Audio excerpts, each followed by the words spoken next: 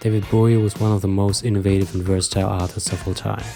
Over the course of his career, he released over 25 albums, experimenting with dozens of different styles. His most notable output, without a doubt, came in the 70s, when he was famous for his many alter egos he took on while producing classic albums, including Ziggy Stardust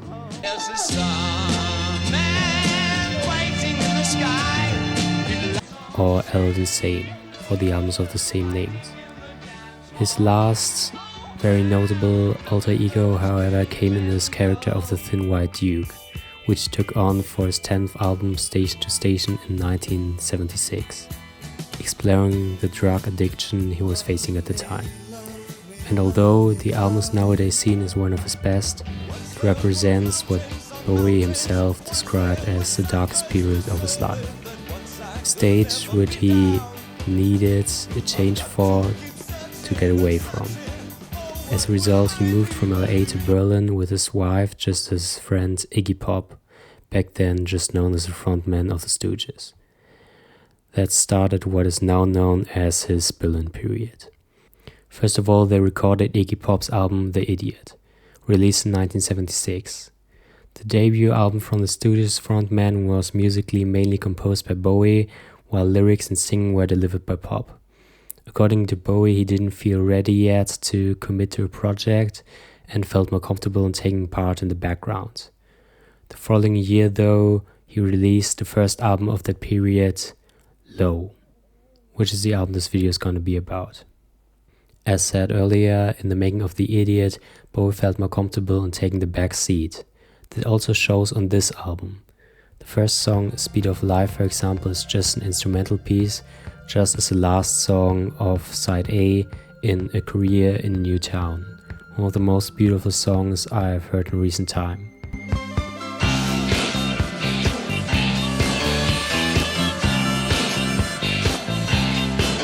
And even the songs that include singing consist of long instrumental sections, like Sound and Vision, which is a very pleasant listen.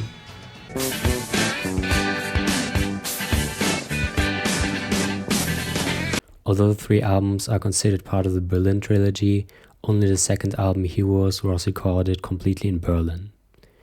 Low, meanwhile, was made mostly in France. The name of the trilogy comes more from Bowie taking inputs he gained from living in Berlin.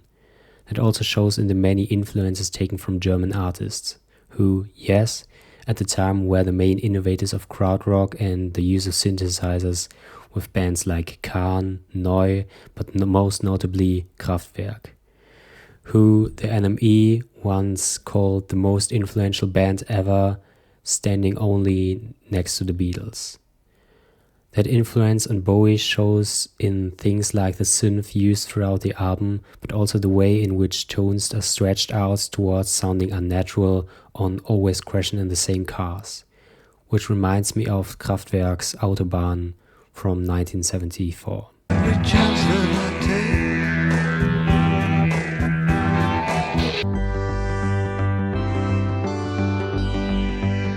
That influence is shown even more though on the second side.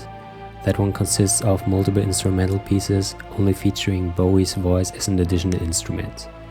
These pieces formed an atmosphere reminiscent and representing a place, an ambience you could say. That should be the name of the genre. Yes, the second side of Low is one of the first instances of ambient music, and that is no coincidence. Another thing linking all the albums are co-producer Tony Visconti and main producer Brian Eno, who is generally seen as the father of ambient music. With his 3 albums in that direction, he had already released at this point as a solo artist in collaboration with Robert Fripp.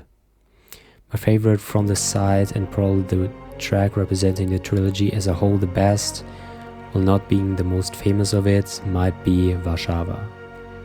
I cannot really talk about this because I didn't live them, but listening to it just feels like seeing the lifeless concrete blocks planted in the streets of communist countries, and it just represents the fear and meaninglessness of living in a time when your existence was always at risk.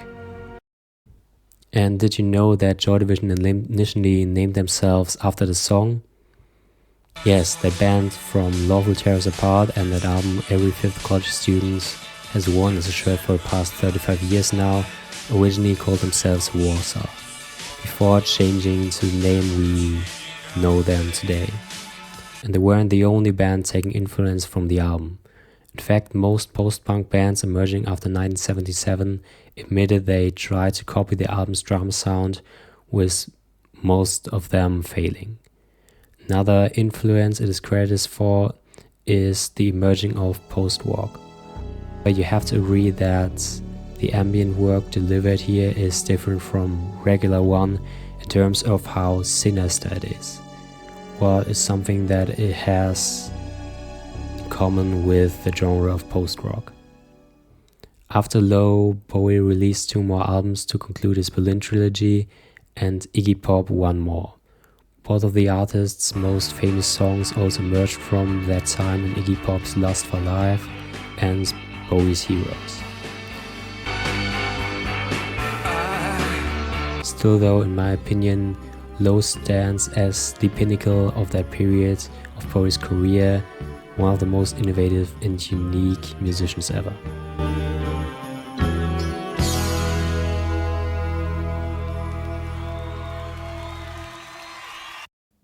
Hey, thank you all for watching. If you like this video, please consider subscribing. I have a very small channel, so every subscription would mean the world to me. Listen to my music on Spotify. You can find that under the name Arne Mente. And yeah, listen to music.